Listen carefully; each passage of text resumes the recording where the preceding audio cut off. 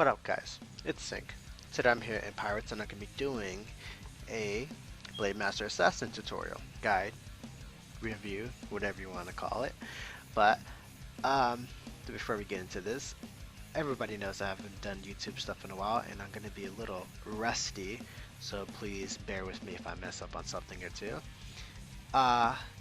Main thing about this class is this is my second official class that came in the game. The first one was Infinity Knight, which was the 2016 calendar.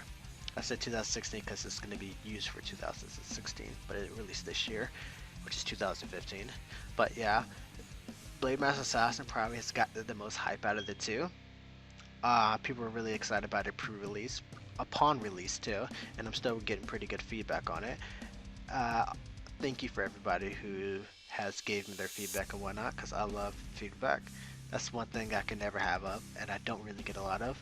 But soon, when my people who know me more and more, I will hopefully get a lot more feedback than I currently do, but that's in due time.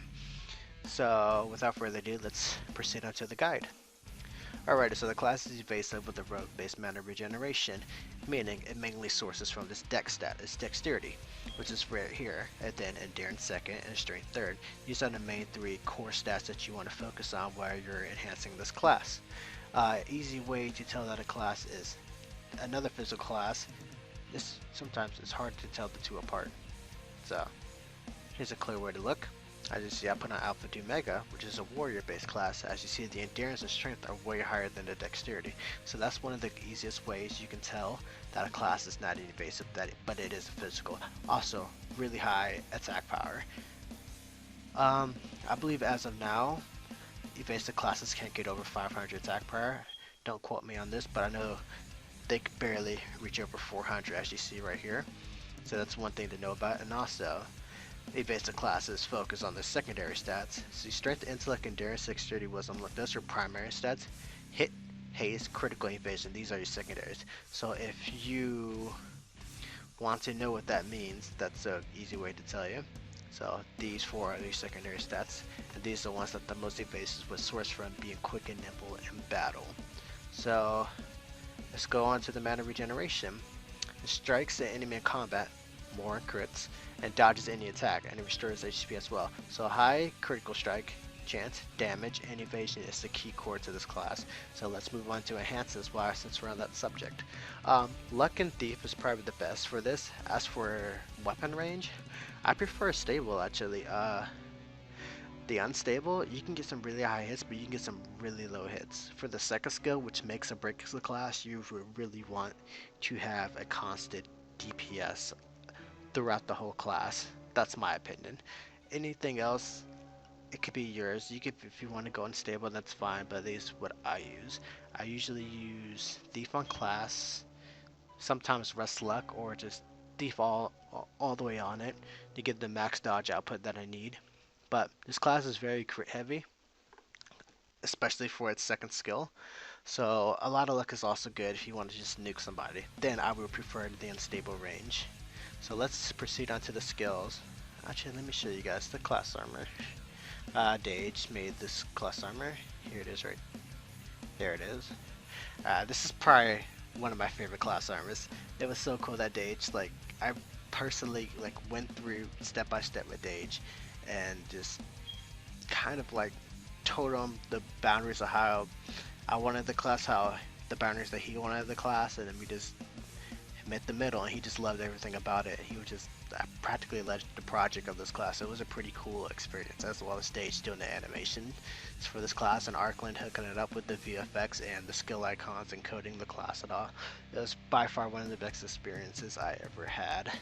So yeah, here is the armor. It's sweet. I was usually wearing this armor I took it off I think yesterday or 2 days ago.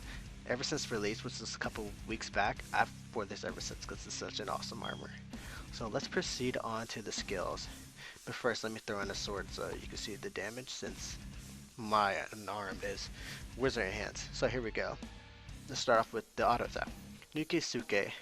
Physical damage, 1.75 second cooldown, and the range is close. Basically, this is the same auto attack as Blademaster. It hits faster, than the original auto attack, which is 2 seconds, but hits weaker than the normal auto attack.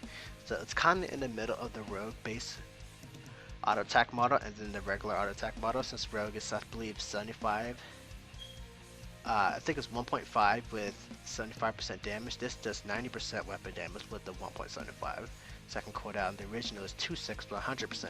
So it's kind of like in the middle, best of both worlds, being fast and being pretty much strong, and a very suitable auto attack. So there you go. Now let's proceed on to the second skill. Well, first skill. Second skill in the whole class, but first skill, Aijutsu. 15 mana, 8 second cooldown, physical skill, and the range is close. Basically, this is your most spammable skill. Doesn't do that much damage, but it acts as a utility. It has a guaranteed chance to hit and crit. There it is, 879 crit. With the main purpose of it, as you see that effect there, is Spinning Dragon. The skill has a 50% chance to apply it, which you have seen on recent classes like Dragon Shinobi and Tuning. Their next attack will be completely negated to 0. This is huge on a evasive class, making them not able to hit you at the right time. And especially in PvP, if you can time this skill perfectly, you can have a 50% chance to block off a major nuke that your opponent is sending at you. So this is cool. Note that in PvP, you can only block the damage, not the effect. Let's say, okay, I'm facing a Blood Ancient. Oh, he's gonna Soul Grip me. Okay, I can block his damage, but I can still get stunned for 1 to 10 seconds, which sounds really cancer, in my opinion. But yeah, let's proceed on to the second skill. It's called Depth Stance. 22 mana, 20 second cooldown, physical skill, and the range of status. So basically what this is your bread and butter, exactly what makes or breaks the class. As you see in the description, it has a lot of 20% percentages. I know, it's supposed to be like this, it's supposed to be dead even. You either make it or you either break the class, is what it is. But overall, the skill has more goods and bads on it. So you increase your dodge and critical strike damage by 20%. This is the core of your damage, mana regeneration model, and sustainability. Then also you apply Do or Die, which perfectly forms with the Death Stance. You do 20% more damage, but you take 20% more damage. Basically, this skill has a whole load of buffs, and I say damage taken on you is technically a buff, but I'm going to call it a debuff. So here it is right here. As you see, when you start attacking, you'll dodge a lot more. Oh, I didn't dodge that one because Spinning Dragon proc. As you see, you dodge a lot more and you deal more damage.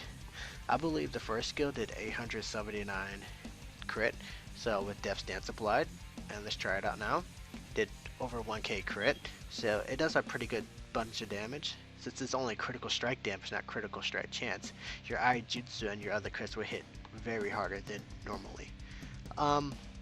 About this skill, this is what you want to use often. The skill can also loop, as you see.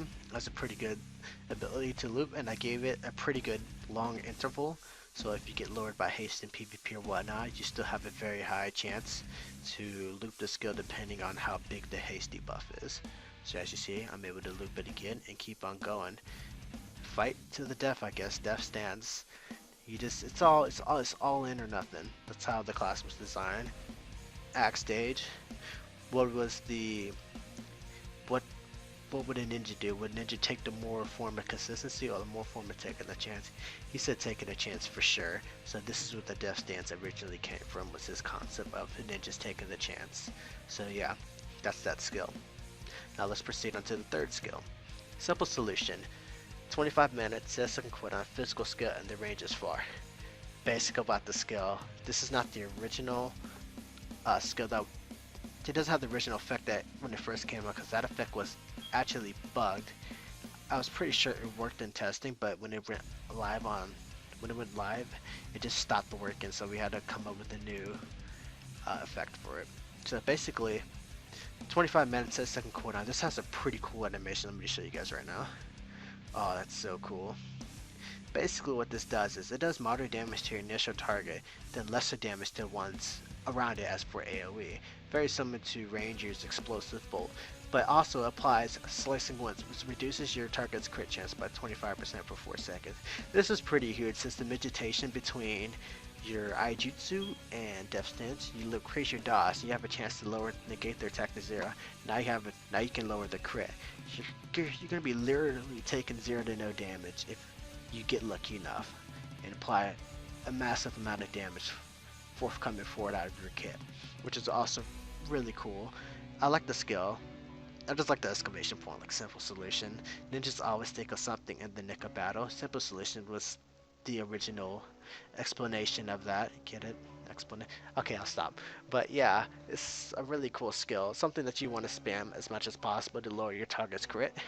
As for in PvP, the skill is really good to stop your opponent from initially bursting you off the back or even when their cooldowns are back up. Alright, let's proceed on to the last skill. Umbral Shuriken. This is Dage's favorite skill of the class because he just likes the concept of it. 32 mana, 15-second cooldown, physical skill and the range is far. This skill has a really cool animation too. Let me show you guys real fast. Basically what this skill does, it's pretty much a nuke that does a crap ton of damage.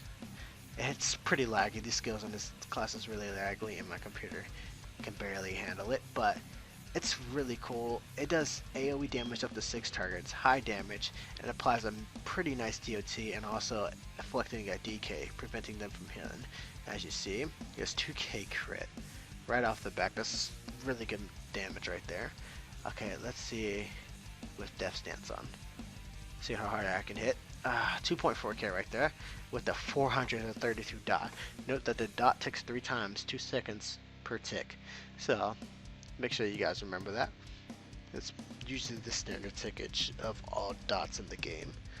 So yeah, this is really a really nuke skill.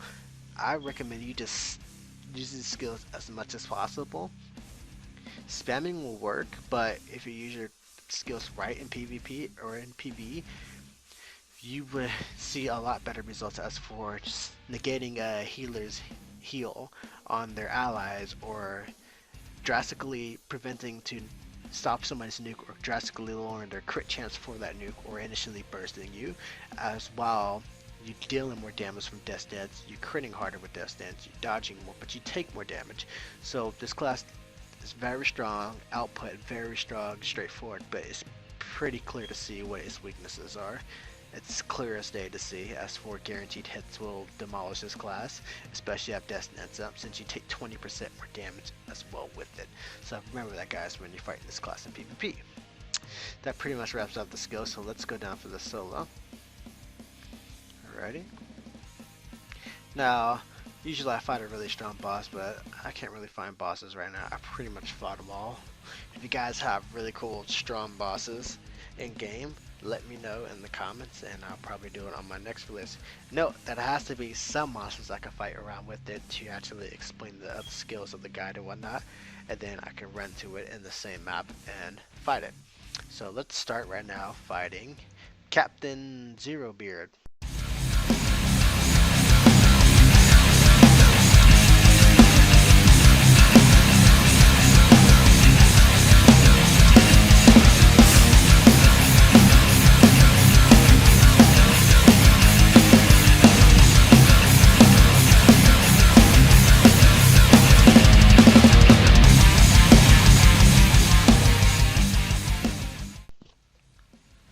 Alright guys, so that didn't take too long.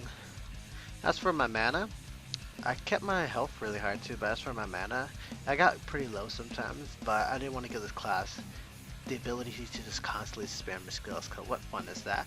It can spam your skills if you dodge enough, meaning if you're in this class excels in fighting multiple enemies at once, so if you dodge a lot, you use your skills more. You can regain more mana. So that's how the core is. As for 1v1 purposes, it can simply nuke and burst out somebody, but after that initial burst, you gotta carefully sustain your mana properly to keep on using the skills to keep your constant DPS. As for fighting multiple enemies at once, it really depends on your luck. Really depends on how much you can dodge and how much mana you can regenerate from Death Stance. It's do or die, remember that, people. So this pretty much sums this guide up. I'll probably go straight to Infinity Knight after this and do a guide on that class. That class is such a blast. I have really fun with that class. It's different. All my classes are different, guys. I'll say that right now.